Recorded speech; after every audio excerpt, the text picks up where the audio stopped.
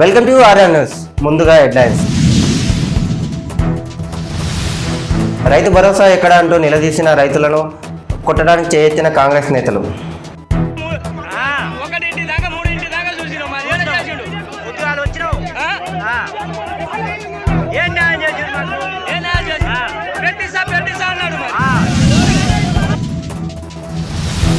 సూర్యాపేటలోని యువకుడిని బండరాళ్లతో కొట్టి చంపిన కేసులో సంచలన విషయాలు.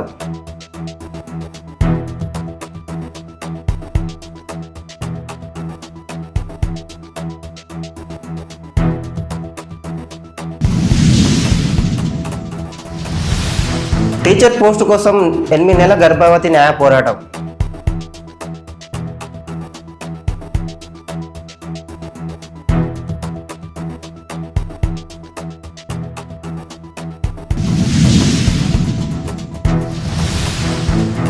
ఫార్ములా ఈ కేసు వ్యవహారంలో సీఎం రేవంత్ రెడ్డిపై కేసు నమోదు చేసిన బీఆర్ఎస్ నేత ఆర్ఎస్ ప్రవీణ్ కుమార్ గారు.